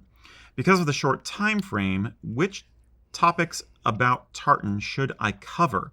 I plan to use USA Kilt's tartan designer as a homework piece for my attendees to play with after the event. So basically, he's going to be doing a quick TED Talk on tartan. Okay. But how do you encapsulate that or pick out one thing about tartan to make it interesting? Exciting. So, yeah, I think for me, it would be 15-minute time limit in front of your peers at the company. Mm-hmm. I'm assuming 98% of them know nothing about tartan, and the 2% that know something maybe recognize Royal Stewart. So I would give a very light touch, brief history of tartan evolution over time. Mm-hmm. So I would start with Glen Affric, touch on district tartans, touch on maybe the King's Visit in 1822. I would touch on how it became a clan symbol and what it is today. Yeah. Maybe give 2 minutes to Glen Affric. I'd break it down into 4 minutes or so per section. Yeah, and kind of what it means, and it a wrap up of 1 minute at the end of what it means now today, or what it started out as. That would be my go-to, I think. Do you have any thoughts? Plastic. No, wait, that was the graduate. Pretty much the same, honestly, because I'm a history nerd. So I'd want to try and explain how it came together as the national dress and as an art form, a fully developed art form in and of itself. I might throw in some mention of, ancient tartan, difference between tartan from the continental Celtic cultures or the Chinese mummies versus tartan as an art form in 18th through modern day Scotland.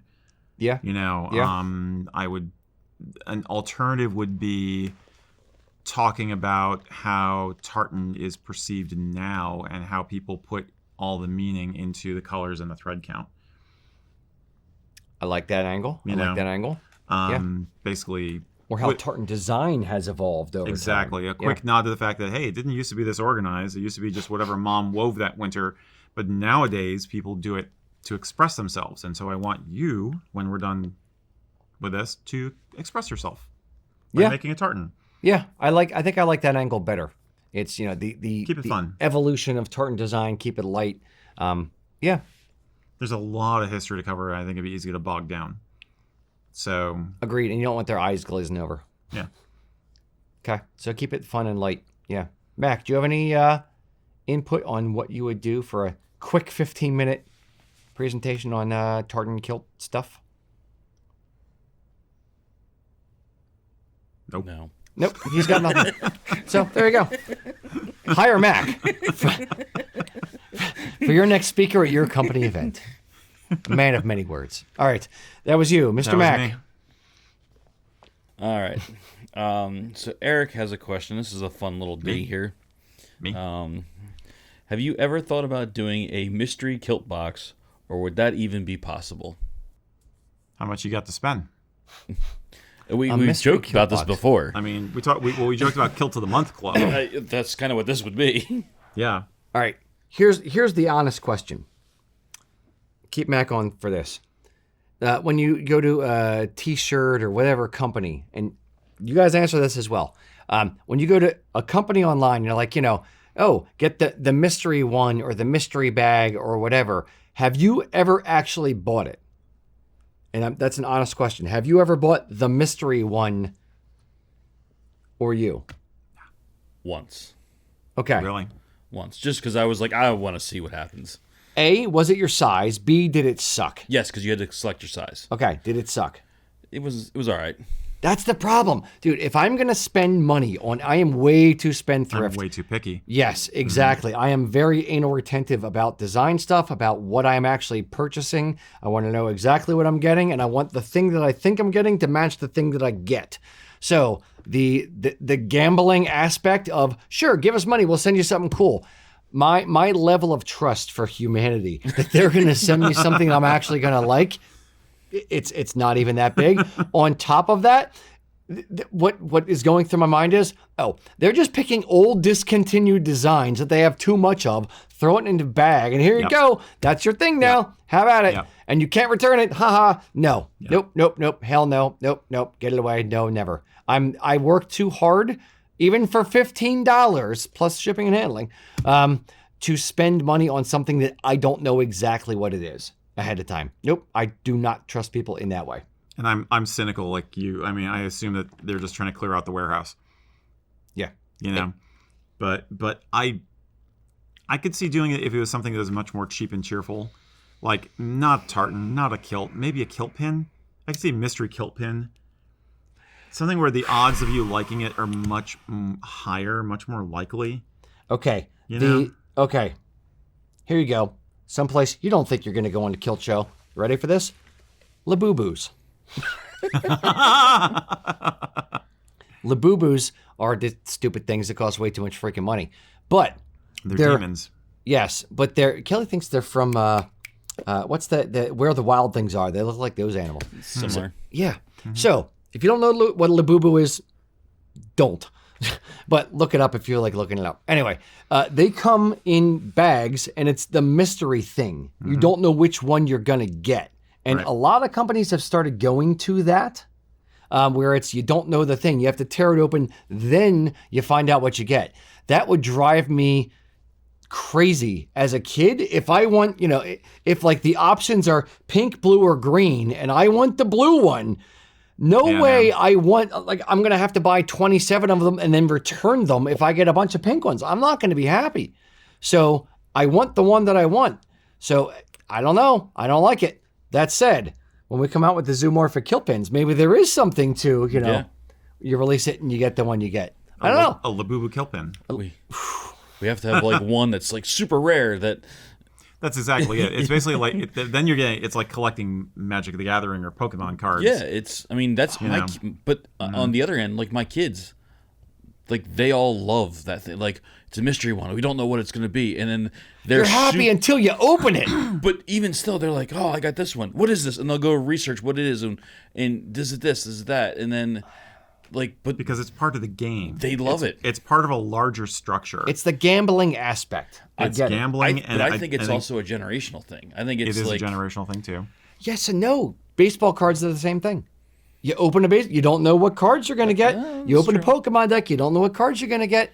It's always been. You always expect you're going to get some crap with the cards. I mean, at least you have multiple in a pack with trading cards. Yeah. It's like, okay, I got this one. Oh, okay. I already have this one, but I like it, and I can use it for my deck if it's a game you actually play. Yeah. But then, getting the Black Lotus card, which is not going to happen. Buy a kilt pin. You may win a chance to get a Black Lotus card. You won't get it. Spend more money. Do you know what that is? Yes. Okay. Good. No, I was just going to say, I completely agree. I mean, this is late stage capitalism, people. But no, I mean, it kind of flies in the face of our philosophy that we're trying to be anti-fast fashion. It's such a weird gambling consumerist kind of thing. I don't want to disappoint people. That's the other thing. No, exactly. This is supposed to be something you're going to cherish because this is good stuff. And if we were making plastic stuff, then whatever. Yeah. Again, cheap and cheerful. I could sort of see it as something where you really are likely to want or be happy with anything. So again, a kilt pin, or if you don't like it, it's something you can give away to someone and they can use it as opposed to a sized garment, like a t-shirt or a kilt, but something that's an accessory like that. The limited edition USA Kilts enamel pins that we're going to come out with, Limited edition is different, though, because you know what you're going to get. Oh, but you don't. Okay. All right. Maybe not. Maybe you don't know. It I don't know might what be we're going to Liam get. the Lion. It might be Otis the Otter. Or Harry the Haggis. You don't know. Or Seamus the cow. Coo. Seamus the Shetland. Yeah. Shetland Sheep. sheep. SS. That's easy to say. SSS. All right. Okay. Or Sean the sheep. That's another question of the day. I'm breaking the rules and doing too. Out of the box. It's a Would bonus you- mystery question. You didn't know you were going to get even. Would you like or abhor the concept of, a mystery thing where you don't know what you're going to get versus you picking the exact one? And would you pay more for it? No, we could even do that. Like when we come out with the zoomorphic kilt pins. Like, what if we did here's the collection of X number, or you have a mystery one where it's one of the 6 you just don't know, or one of the 8 you just don't know. But again, I think that's more forgivable. I Because will say the collection's pretty awesome, so it is going to be hard to decide which one how I want. many- People have no how idea many- what we're in for. how many know. designs have we got going in yet? The kilt pins are going to be great. Wait till you see these things. Oh, I am way too excited about these freaking designs. I really am. He's very excited about these designs. The one pewter mill over in the UK is going to hate me for the amount of pressure I'm about to put on them to get these things done in time for Christmas. It's going to be freaking spectacular. I love Ho, it. ho. Makes Yes. a great stocking stuffer. A mystery stocking stuffer. You're going to need a lot of stockings. Indeed. I think All it's right. my turn now. Sure. It's Is it? somebody's turn. Yeah. Okay. Adam Levi Feathers on Facebook said, "How often do you get your kilt dry cleaned?"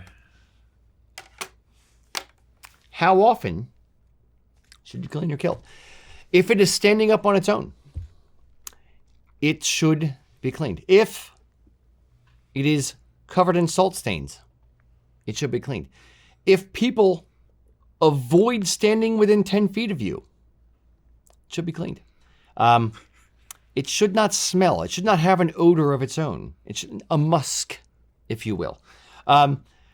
Personally, and we'll bring Mac back in for this as well. How often do you clean your kilt? And or what are your tips to avoid cleaning said kilt?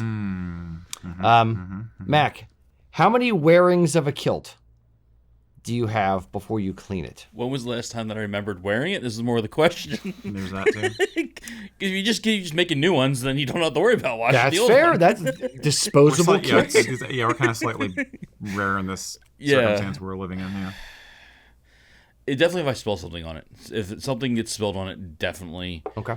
goes right away. And especially if it's we're in summer and it's warm, I'm doing it probably after every time. But otherwise, maybe once a month, maybe once. But again, I'm rotating through. I'm not you. How many wearings before you typically launder / get it cleaned? Maybe 2. Okay. Maybe. Really? You're But cleaner than me. But I'm also more sporadic in wearing them. Though, Hey, too, we have more kilts. Yeah. Yeah, Eric. You dry clean a kilt after 2 wearings. I might beat it with a hose or something. Really? Okay. Scare the dirt out of it. I was gonna say more like 5 or 6. Okay. If it's a good wool kilt, if it's PV, then I'm washing it a lot more often. Yes. But if it's wool, again, but I'm rotating through them so much, it's not as big a deal. If you had just one kilt, Yeah. but I mean, the whole point of tartan wool is that it is stain resistant and odor resistant, blah blah blah blah. So I think your follow up question is a good one. For the average kilt wearer, what do we recommend is going to be the bottom line? Sure. Because we are kind of a rare circumstances. It very much depends on the circumstances surrounding the wearing. So, first circumstance, underwear, yay or nay. If you have underwear on, you can get away with a lot more. If you do not wear underwear, A, it's skeevy. 2, or B, clean it more often. Like you're going to have to. If you're wearing underwear, I'm going to sound weird and technical. Hopefully this sounds more technical than weird and creepy. But are you sitting more in it or standing? If you're wearing it, but you stood the whole time and you're not wearing underwear, maybe you don't have to clean it as much. But if you're sitting in it, maybe you have to clean it more. I would say, how much do you sweat? Are you wearing it outside at a festival all day and you got done the festival and it's literally like dripping wet with sweat and you have salt stains in it immediately? Clean it. If it's, I just wore it for like 2 hours at a festival. We went home early because it started to rain and it was fine. And it wasn't really that, wet from perspiration. Sure. Then you don't have to clean it as much. Yeah. I would say it's how you care for it. When you are done wearing the kilt for the day, did you lay it out over the back of the chair with a fan on it overnight so that it gasses off any, sweat and perspiration you put in it? Or did you just throw it in the ball in the closet or hang it right back up and now it has mold? Right. Like, how are you actually caring for the thing? So it is very, very much a sliding scale. If you're worried about it, then I'd say clean it a little bit more often. If you're not worried about it or you're dirty, don't clean it as much. But I'd say, generally speaking, for me, if it's hard wearing, meaning it's sweating it a lot, every 2 or 3 wearings, sure. If it's something that I wear for brief periods of time and I haven't sweated it at all, you could get away with 10 wearings. If you're wearing it for 2 hours at a clip and you don't really sweat in it that much because it's all indoors and it's all air conditioned. Yeah. I mean, that was my thinking about it is a little skewed because wearing it in an air conditioned building during work hours has been the norm for me for years. So it's not the same wear and tear as, say, being in a band or, wearing it out in the field or whatever. I would absolutely say spot clean between wearings. Oh, absolutely. So That's to different. Mac's point, if you spill something on it, spot clean it. If it's, if you've worn it out, if it was just dry cleaned, so it's fresh, and you wore it out for the day and you sweated a bit more than normal because it was 75 or 80 degrees that day, cool. Get some Febreze and go on the inside of it, or get some what do like rental companies use? Like it's an alcohol type spray to like kill the shoe spray. bacteria or something like that. I think it's called. Like shoe spray kind of thing. Yeah. Same thing. Mm-hmm. Well, not necessarily shoe spray, but the antibacterial alcohol type antibacterial. spray. Stairfab's what Britt used to use at her old work. Yeah, spray the inside of it with that on anywhere where there's a little bit of moisture where you sweat into it, and do that kind of thing. So I'd say, there's very much a sliding scale, but spot clean between wearings to lengthen the life of it. You don't want to dry clean it every single time you wear it, because unless you have 50 kilts, because it will shorten the life of the kilt. Dry cleaning things, it's not dry cleaning. It's still wet. It's still chemicals. It still goes into the thing. Just no water. It's still knocking the stuffing out of the garments to some degree. So it will definitely shorten the life of it. So clean it when appropriate, but not every single time if you haven't, sweating it every single time. And to, again, lengthen the life of the thing, wear underwear. Especially if you're going to be hot and sweaty, wear underwear. There's nothing wrong with wearing underwear. Let's put that myth to bed once and for all. It's fine. You're doing yourself a favor and lengthening the life of the garment and saving yourself some money by doing it. So that's my 2 or 6 cents. That was a lot of sense. That was a lot of sense. So we have a couple people that said how long it's been since they've dry cleaned theirs. It's also not a badge of honor, for the record. I have dry cleaned my kilts in 1972. I have never dry cleaned mine. I steam clean mine after each use. Steam clean is good. Go. Yep. Yes, good. That'll help. But he does have 40 kilts to rotate through. So That's good as again, well. it's all in that rotation. Yes. So yeah, I just found that one funny. Now somebody else asked earlier, like, are we gonna come out with USA Kilts underwear? So you can have like the lion logo on the back of it, and It's gonna be like, instead of like juicy, it's gonna say like, you do you. Don't be a jerk. I don't know if I want you do you on underwear. It's got some why it's undertones. Okay. That's right. Who's the comedian who used to do the redneck? You might be a redneck. Was it Jeff Foxworthy? Jack Foxworthy. Yeah. It's like, so I'm imagining that now for this. Like, if you can hammer it out and use it as a surfboard, it might be time to clean your kilt. If your dog thinks it should be buried with you in it, it might be time to clean your kilt. That's where my brain's going. Fair. I was going to go to, it's time to clean your kilt. Get her done. Yeah, get her done. Yeah. Yeah. All right. Different redneck, but similar. Okay. That was me. You. All right. So Say a thing. Since we talked about some older tartans earlier, One Way Filmworks is asking, Are there Jacobite reenactors in America, and which there are? If so, what tartan would you recommend for a pro-Jacobite impression? Pro-Jacobite? Pro-Jacobite. That's how As it's in worded. professional? No, pro as in not con, not against. Pro-Jacobite, meaning Jacobite forces, not English or British force. Processing. Yeah. Processing. Indeed. Processing. There's a pretty easy minor collection that I would suggest. What's the name of the collection? I forget it. It's the House of Edgar collection. Genesis collection, yes. Thank you. You're welcome. So I'd say something of the period. So the Culloden coat tartan or the Jacobite remnant tartan.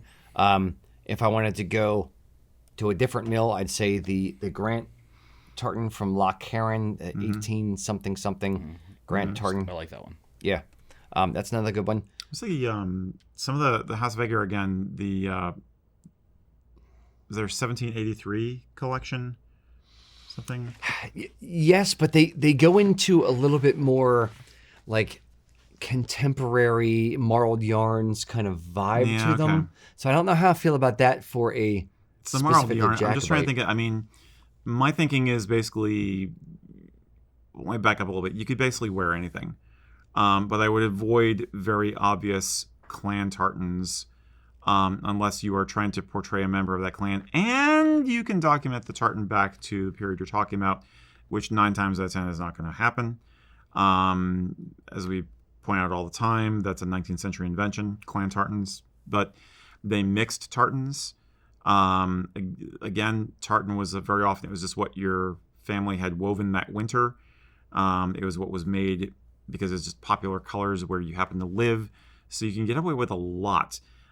There are Jacobite reenactment groups in the U.S. Hunter Kogel, I think, is the best person I can think of to talk to about this. Get on the Kilts and Culture Facebook group and raise the question there. Because thank you, Jordan. Because Hunter and a few other guys who are on there do this on a regular basis, and frankly, they're looking for members. It is a niche reenactment to do. It's a hell of a lot of fun, from what I understand, but they're always on the lookout for new folks to get involved. So you can absolutely do it. But anyway, back to the tartan part. I'm going to disagree with you, because there are minimal known tartans that have existed that are documented from pre-Jacobite or Jacobite times to be able to say, like, and that are stock supported, that I want to wear that particular one. Now, tartans as an art form, There's got to be universal and fashion tartans that would fit the bill, simpler ones that existed from that time.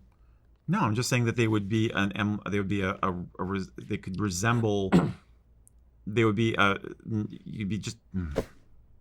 I'm trying to guarantee you have a tartan that looks like tartan, but is not a clan tartan. Understood. And that means going with universal and fashion tartans. Understood. But I'm splitting hairs here to some degree because we're going to nerd out because we always do. Too late. So if you said like Scottish National, fine, do that one. My point would be, well, that one wasn't designed till more recently. And insofar as the art form of tartans, a lot of tartans looked similar. Clan tartans look similar. And tartans look similar back in, the 1700s through the mid-1800s when clan tartans had started to become a thing. Maybe Stewart of Appin's were at Culloden, so maybe the Stewart of Appin tartan wasn't designed back then, but it's still of the style, so to speak, of 1750s. How do you define that style? Yes. Not contemporary. My point is simpler is better, and I think you're going to dip into what we would call fashion tartans or universal tartans, but obscure ones. No, I would not use Flower of Scotland. I would not use Scotch National. I would not use Isle of Skye. But I know there's stuff out there that I think could give you the vibe. I would also do potentially Wilson's of Bannockburn colors, because as a mill, Wilson's was around back then. So maybe the Grant tartan from Strathmore from Wilson's Bannockburn could be fine, or the Stuart Old Wilson's Bannockburn colors could be fine, although it may not be that old. My point is more being in the spirit of the thing versus a more contemporary universal or district tartan. I'm saying I don't know how many options you have if you try to restrict it that much. Agreed, but I'm not trying. What I'm saying I think is we're talking past each other. Yes, the number of tartans we can catalog to that period are very limited. Right. The So you need a universal tartan that Correct. looks kind of similar in style to that. correct, but the universal tartans that are out there today, many of them are well beyond that period, well beyond clan. So I'm saying a lot of the clan tartans came after Jacobite period, but before the current universal tartans crop of tartans that are There's out got to there. be someone who has designed a universal tartan that is simple enough or is a color scheme that is reminiscent enough of the 18th century that it would work. That's my point. Sure, but Am I making any sense? You are. I think we're just disagreeing on I a was point. kind of going to go a little bit, I think, kind of your direction, but like the I tartan. see whose side you're picking here, Mac. The tartan that was for Braveheart. The with good old Tartan, Mel. yeah. but Yeah, the like, burlap sack that is the yeah. Braveheart tartan. So I was thinking something more on the lines of that, where it's kind of a universal. It's not really necessarily, and maybe that's where I don't know if we're connecting in that. Where that's kind of where I was thinking you were going. Where it may not be an exact thing that was there, but could it be close of the enough spirit or in to the spirit. something along the lines? I think it has to be something simpler, and not gradated colors or any of that kind of stuff. But Agreed. it has to be. But yeah, I think you need to aim for something that is. Look at extant examples of how many colors there were, what the relative sizes of different stripes were, and say, okay, I'm getting the feel for it, and then find a universal / fashion tartan that you like that is close to that. I mean, would be more than that. You'd have to ask somebody who's actually involved in the hobby, in my opinion. now. But He did not ask for historical, very, very much accurate. He just said pro-Jacobite. So that's where I'm coming from, as an angle of, okay, I know that Stewart of Appin was, one of the clans that was there. So even though the Stewart of Appin tartan is post-Culloden, I would still say, if I'm going to do it and I have ready access to it, it's still one of the ones that I would potentially consider. And if I'm a Stewart of Appin, it would mean something more to me to get more usage out of than I thought he was trying to Scottish put National together. or something. I thought he was trying to put together an outfit for doing reenacting, as opposed to a modern outfit that was honoring the Jacobites. Maybe I misunderstood the question. It just says, what tartan would you recommend for a pro-Jacobite impression? So which Impression. lead Okay. me to believe that he's trying to put together The bottom line is almost any, because it was not standardized back then. The only tartan you can say was actually pro-Hanoverian would have been Blackwatch. So, And was that even That's- a thing before Jacobite Rebellion? Depending on I which wrote one about you this went now. I to. can't remember the exact timeline. As usual, I don't have my notes because we're doing a live show. But there's a reason why the prescription said, wearing the Highland dress. It did not mean tartan. It meant a certain proportion of tartan and all combined together, because they considered it a de facto uniform. So almost any tartan is pro-Jacobite in the eyes of anybody who's not a Jacobite. So I don't know. I don't feel like I'm getting my point across very well here. So No, but I think we're just disagreeing on minutia. So I think you got your point across. I just think we're disagreeing on it to some degree. So it's okay. It's okay. I still love you. It's fine. All right, Mac. Was that you? or All just right, wear check. Eric. Yeah, let's wear a check. The other example, the other option would be Just wear a Glen African and call it done. Not there a you tartan. go. Okay. MacLeod of the North off of Reddit says, I'm sure it's a matter of preference, but is it okay to wear your clan crest kilt pin for casual wear, or should you reserve that for formal wear? Like for Highland Athletics, should you represent the clan kilt pin as well as your clan tartan, or is that too much for casual, or does it even matter? Are there restrictions on when you can wear a clan crest kilt pin or other clan regalia? Are there restrictions on when you can wear? Or is it poor taste? You could say that too. No, there are not restrictions on when you can or can't wear it. There are no restrictions on what you can or cannot be done. What can or cannot be done. I would say that there's not even restrictions on what is too much or what is not enough. It's personal preference and your personal expression of what you want to show off. I would argue that there is too much, from my personal opinion, like a clan crest sporran and belt buckle and kilt pin and cap badge and plaid brooch and cufflinks and tie tack and lapel badge is too much. Yes. But do people do it? Sure. Like it's personal. Like, do you want to do, how much flair is too much flair? Do you not have enough flair? I do want to express myself. Okay? And I don't need 37 pieces of flair to do it. So it's very much a personal thing on how much you want to do and what circumstance you want to wear it for. A clan crest, cap badge, or kilt pin is not a formal or informal thing. It's just the thing. It's an embellishment for your outfit. So there's no right or wrong answer in this. Thoughts? I agree. Yep. I think it's more a question of, is it your only kilt pin? Some people only have one, and it's their clan crest, and that's how they roll. Other people have a collection, and they want to change it up for fun. Other people are going to be less likely to want to bring out the nice kilt pin, the nice accessory, because something is going to happen to it. If you're going out to a festival, going out to a pub, doing something a little more rough and tumble, you may not want to wear that pin at all, or wear a pin at all. Keep it safe at home. Save it for date night. Save it for, the fancy dinner. If that's not your concern, have at. I would even take that a step further, and to your exact point, because he said for Highland Athletics, right? I believe so. Yeah. Mm-hmm. So whoever. That was an example. Yeah. I think he meant. But for Highland Athletics, I wouldn't wear a kilt pin at all. Yeah, you don't. Like, you're throwing telephone poles, dude. It's gear down, big shifter. You don't need to have all of the things on all of the outfit to go do manual labor of throwing around telephone poles or sheaf toss or stone put or whatever. Doing it or observing it, like going out to a Highland Games event or something. But the point still stands. Yeah, for me personal, and I'm about to, I have a kilt pin on today, but for me personal, the two parts of the outfit that I'm kind of like, I don't necessarily need it all the time. I don't feel undressed if I don't have it, are the ski undo and the kilt pin.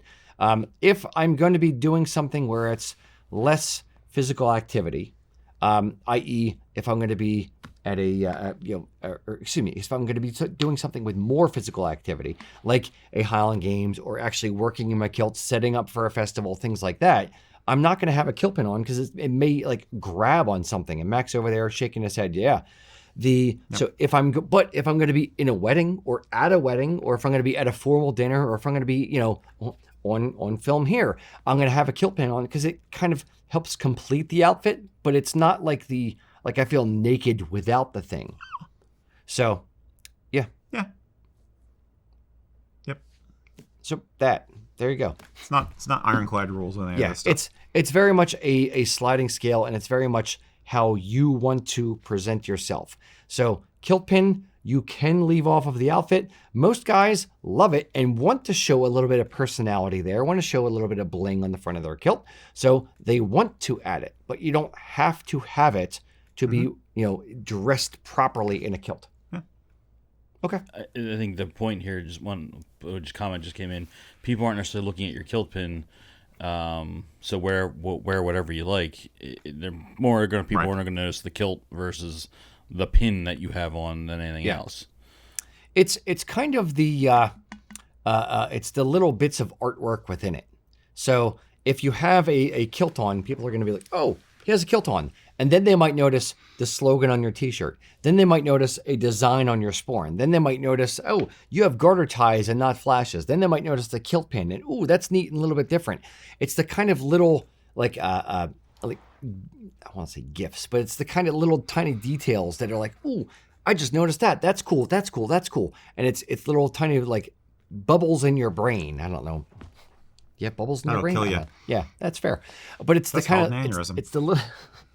It's the little things that keep your outfit interesting, but you don't have to have them. A lot of times for myself, simpler is better. If I'm in jeans and a t-shirt, most of the time, if I'm in jeans and a t-shirt, it's blue jeans and black shirt. I'm the Mark Zuckerberg or whatever, the plainest, boringest outfit. I'm not Mark Zuckerberg. I'm not that guy. But it's a plain, simple, boring outfit because I don't care. But I'm a simpler design aspect. But when I want to have little tiny bits of art and interest in the thing, I'll go all out. So. Yeah. I mean, honestly, a clan kilt pin is the least likely to get attention because it's kind of hard to see what it is. Yeah, that's if fair. If you're at an event where you're with other people who are representing their clans, like a St. Andrew's dinner, that's great. But a lot of people are not even going to recognize what it is. I think kilt pins that get attention are usually things that are more idiosyncratic or just a beautiful piece or artistic or pop culture. You know, like if you got the Mandalorian mythosaur head as a kilt pin, that's going to be the, oh man, I love that, you know, because it's a very bold in your face design. So as a conversation starter, I think that's how that goes. But yeah, I've ruined some kilt aprons and some kilt pins based just like vacuuming the shop here. You know, the cord would get caught on the pin and just drove me nuts. So yep. Art versus practicality. It's always a toss-up. Yep, 100%. Cool. All right, Mr. Mac. Okay, so this one's from Mr. David Barr from Facebook. The David Barr? Yes. The one and only. Can I get his autograph? I can't believe he's actually here. He's got that mustache and everything now. Whew. He's saying, if you were going to get your very first premier 8-yard kilt, which tartan would you pick and why? And he's specifically noted the first he one. Said his first not one. the only one. Yes. I feel like we've seen that question before, maybe submitted in a Facebook group somewhere Yeah. or a Reddit group. If only there was a link or a lower third graphic. Oh my God, it's right there. Yes. Go join us over on Reddit and or in our Facebook group down there. Yep. So all those graphics. We'll Those are bring so cool. Yep, we'll bring Mac in for this. If only we had people to do that years ago. Mac, we'll bring in you for this one as well. First kilt. If you were to travel back in time, it doesn't have to be the one you actually picked, but what would your new first kilt be? So my first actual 8-yard kilt, Okay. 8-yard kilt was my solid black that I wore for my wedding. Okay. Other than that, it was the Sword of Appin, which was my 5-yarder that Kelly made. But I think if I was going to go back and pick my very first 8-yarder out, I would probably do another Sword of Appin. I'd want to do kind of what I did in a way and just do a family one first and then go, I like these colors. That color's pretty. That one's neat, and go that way. Yeah. Yeah, pretty much. Erik. Unfortunately, I'm going to sound like a clone of Mac because my very first ever 8-yard was actually black shadow tartan because I just, wanted to be all badass and dark and edgelordy and stuff, and I didn't know any better yet. But then if I were going to choose it now, it would be a Stuart tartan because of my family. My family is Stuart. And I would probably do either Stuart Old Colors or Stuart Black. Okay. So I'm going to take a slightly different angle. Please do. On the clone Don't say of Stuart. your answers. Don't say Stuart. No, I would pick the thing that means the most. Mm-hmm. So I would not just pick meh. He said 8-yard kilt, right? Yes. First, okay. So let's assume we've gotten, we've dipped our toe in the tartan water, as it were. We've gotten our first kilt that is, we've proven that we're going to wear this thing more than once. Mm-hmm. So we've gotten our cheap, lesser quality kilt out of the way. Mm-hmm. And now we want to pick the first one that's really going to speak to our soul. I would pick one that speaks to my soul. I would pick the thing that means the most to me. So let's assume budget is out the window. It would be, is there a design that exists, either woven or not woven, that I really need to have? Is it the back to nature tartan because that I'm a naturalist and I love being out in nature and nude or something? I don't know. Is it the thing that I have to have a particular thing that speaks to my soul? Is it the family connection? Is it an environmental connection? Is it a fashion tartan connection? Is it a color connection? Is it a team connection? Because I'm the mascot for the Philadelphia Flyers. Like, what is the thing that you need? What's the itch you need to scratch?